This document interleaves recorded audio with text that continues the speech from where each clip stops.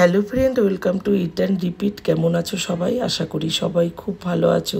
চলে এসেছি আজকে একটা চিকেনের হালকা রেসিপি নিয়ে। ভীষণই হেলদি অ্যান্ড টেস্টি রেসিপিটা। আশা করি তোমাদের ভালো লাগবে। পুরো রেসিপিটা দেখো। চলো তাহলে শুরু করি। আজকে বানাবো লেমন চিকেন। এখানে আমি 750 গ্রাম চিকেন নিয়ে নিয়েছি। চিকেনটাকে ভালো করে ধুয়ে পরিষ্কার করে একটা ঝুড়িতে ভালো করে জল ঝরিয়ে নিয়েছি। তারপরে এখানে পরিমাণ মতো নুন, একটা লেবুর রস দিয়ে এই দুটো উপকরণ দিয়ে আমি আধ ঘন্টা ম্যারিনেট করে কিন্তু চিকেনটাকে রেখে দেবো। আধ ঘন্টা পরে চলে আসলাম। তারপরে কড়াইতে দিয়ে দিলাম সাদা তেল। আর বন্ধুরা, অবশ্যই কিন্তু সাদা তেলেই এই রান্নাটা করতে হবে, তাহলেই কিন্তু খুব ভালো হয়।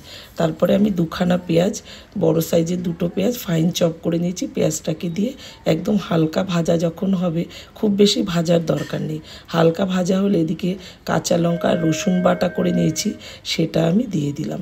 এবার এটা একটু কষে গেলে বড় সাইজের চামচির 1 চামচি আমি ধনে গুঁড়ো দিয়ে দিলাম। ব্যাস এটুকুই মশলা, আর কোনো মশলাই কিন্তু আমি এই চিকেনটার মধ্যে আমি দিলাম না। তারপরে এটাকে একটু নাড়াচাড়া করে ওই যে চিকেনটাকে ম্যারিনেট করে রেখেছি, এবার কিন্তু আমি চিকেনটাকে দিয়ে দিলাম। আর চিকেনটা যেহেতু লেবুর রস আর নুন দিয়ে মেখে রেখেছি, তার জন্য কিন্তু চিকেনটা বেশ নরম হয়ে গেছে। যদি মনে করো অনেকক্ষণ 1 থেকে 1.5 ঘন্টা ম্যারিনেট করতে পারো, তাহলে কিন্তু আরও খুব ভালো হয়। তারপরে চিকেনটাকে দেখো খুব ভালো করে মশলার সাথে নাড়িয়ে চাড়িয়ে নিয়ে, আর এই সময় গ্যাসের ফ্লেমটা কিন্তু একদম লো টু মিডিয়ামেই করতে হবে। পুরো রান্নাটাই কিন্তু গ্যাসের ফ্লেমটা একদম লোতে রেখেই করতে হবে, ঢাকনা চাপা দিয়ে বারবার ঢাকনা চাপা দিয়ে দিয়ে করবে, তাহলে দেখবে চিকেনটা খুব ভালো মতন কিন্তু সেদ্ধ হয়ে যায়। তা দেখো, তা অনেকটাই কষে এসছে। আবারও একটু ঢাকনাটাকে নামিয়ে তারপরে একটু নাড়াচাড়া দিয়ে এবার আমি দিয়ে দেব একটু টক দই ফেটিয়ে রেখেছিলাম। টক দইটা এবার আমি দেখো দিয়ে দিলাম। আর এদিকে দেখো, টক দই যেহেতু দিচ্ছি আর লেবুর রস দিয়েছি, যদি মনে করো খুব বেশি টক টক লাগছে চিকেনটা, তাহলে কিন্তু সামান্য একটু মিষ্টিও ব্যবহার করতে পারো। তা এই দইটাও একটুখানি দিয়ে নাড়াচাড়া করে দিয়ে তারপরে আবারও একটু ঢাকনা চাপা দিয়ে রেখে দেবো। ওই যে বললাম, বারবার ঢাকনা চাপা দিয়েই কিন্তু এই রান্নাটাকে করতে হবে।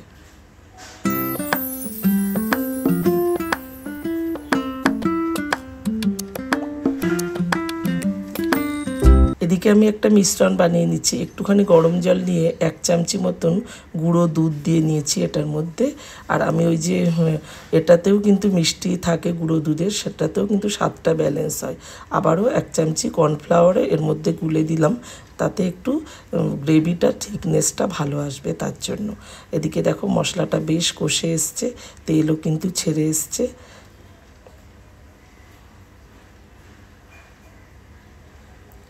এবার আমি এর মধ্যে একটু পরিমাণ মতন জল দিয়ে দিলাম।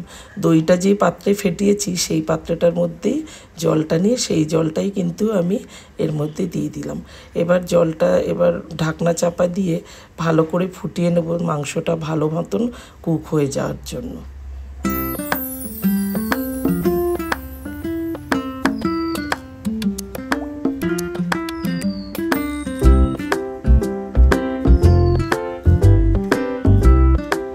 দেখতেই পাচ্ছ চিকেনটা কিন্তু আমার পুরোটাই সেদ্ধ হয়ে এসছে।